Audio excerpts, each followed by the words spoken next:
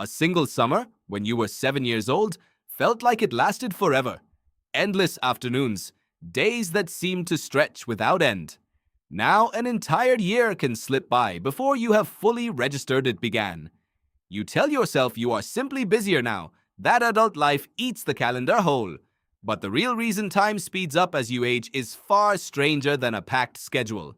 It has to do with how your brain actually constructs the experience of time in the first place, and that construction changes measurably the older you get. Almost everyone reports some version of this same experience, regardless of culture, occupation, or how they actually spend their days. Ask a room full of adults whether time feels faster now than it did in childhood, and the answer is close to unanimous, delivered with a kind of resigned familiarity, as though it were simply an unavoidable tax on getting older. That near-universal agreement is itself a clue. A feeling this consistent, showing up across such different lives, is unlikely to be explained by something as variable as how busy any one person happens to be this particular year. Start with an idea proposed over a century ago. The psychologist William James suggested that our sense of time's passing is proportional, judged not in absolute units, but relative to how much life you have already lived. To a 5-year-old, 1 year represents 20% of their entire existence, an enormous, sprawling fraction of everything they have ever known.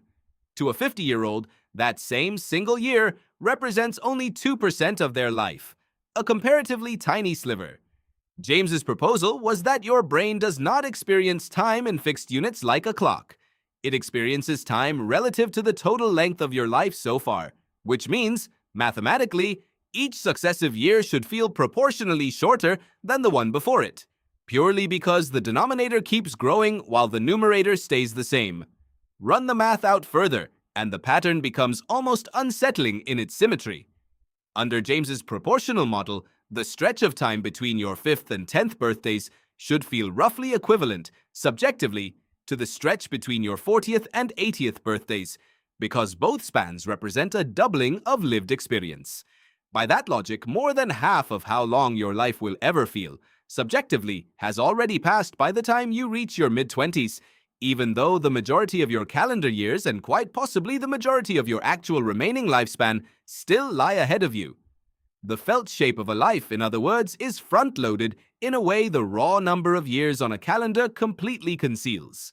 This idea, sometimes called the proportional theory of time perception, offers a clean mathematical explanation, but it does not fully explain why time also seems to drag during childhood boredom or fly by during an absorbing afternoon regardless of age.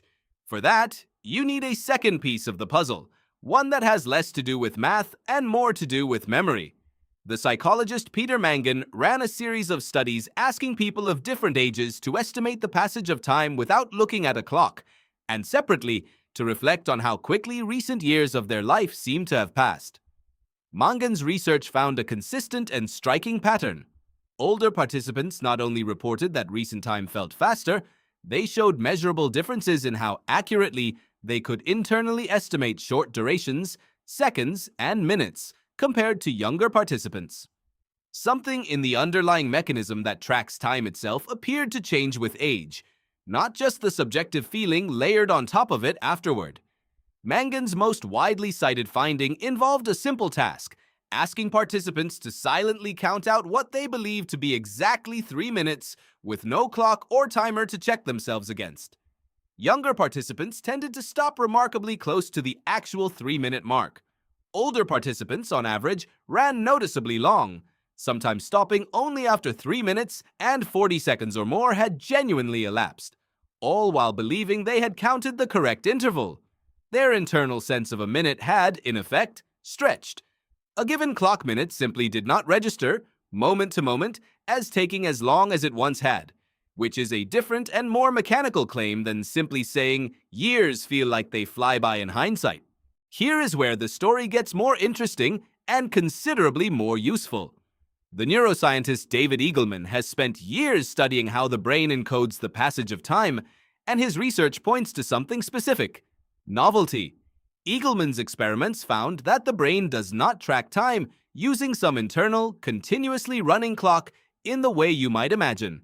Instead, It appears to construct the feeling of duration after the fact, based largely on how much new information was processed during a given stretch of experience. A period packed with novel sights, unfamiliar places, and new information gets encoded richly, densely, with many distinct memories laid down. Later, when you look back on that period, your brain essentially measures the thickness of the memory file, and a thick file full of distinct memories gets interpreted as having taken a long time. A thin file, sparse with novel detail, gets compressed into what feels, in retrospect, like a much shorter stretch. Eagleman demonstrated a striking version of this effect using a technique involving unpredictable, repeated visual stimuli. Participants shown the exact same image dozens of times in a row consistently underestimated how long they had been looking at it, because the brain, having already processed and filed away that image, stopped bothering to lay down fresh detail with each repetition. But when an unexpected novel image was slipped into that same repeating sequence, even though it appeared on screen for the exact same objective duration as all the others, participants reliably judged it to have lasted noticeably longer. The clock time was identical in both cases. The only thing that changed was how much fresh encoding work the brain was doing in that moment, and that difference alone was enough to stretch or compress the felt duration of an identical span of clock time. This is the piece that finally explains why childhood summers felt endless while adult years blur together. Childhood is saturated with genuine novelty. Nearly everything is a first. First day of a new school year, first time riding a bike without training wheels, first crush, first real disappointment. Each of these events gets encoded as a distinct, richly detailed memory, because the brain is working overtime to make sense of a world it has not yet mapped out. Adulthood, by contrast, tends to fall into routine. The commute repeats. The tasks at work repeat. The same streets, the same faces, the same weekly rhythm repeat. When experience repeats without significant novelty, the brain does not bother encoding each instance in rich, separate detail. It compresses similar experiences together, treating them as essentially one continuous low-detail blur rather than hundreds of distinct memories. Looking back later, that compressed blur reads as a short stretch of time, even though, measured on a clock, it took up an entire year. Think about how specific this compression can get when you try to recall an ordinary week from a few months ago. Most people, asked what they did on a random Tuesday afternoon 3 months prior, draw a near total blank, not because the day did not happen, but because nothing about it distinguished itself enough from the surrounding days to earn its own separate memory file. Compare that to a single afternoon from a trip somewhere unfamiliar, which can often be recalled in vivid, specific detail years later. The smell of a particular street, an unexpected conversation, the exact moment a plan went sideways. The Tuesday and the travel afternoon consumed the identical number of clock hours. Only one of them left behind enough material for your brain to later reconstruct as having taken up meaningful time at all.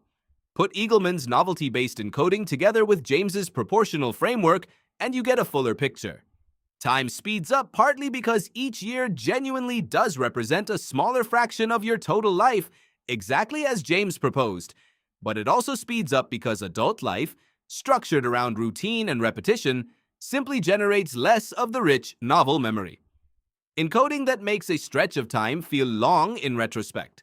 These two mechanisms compound each other rather than competing, which is part of why the sensation of accelerating time feels so consistent and so difficult to argue yourself out of once you notice it. There is a genuinely useful implication buried inside this research, one that goes beyond simply explaining the phenomenon. If subjective time is built largely from the density of novel memories, then the speeding up of time is not an unchangeable fact of aging. It is, at least partially, a side effect of how routine your days have become.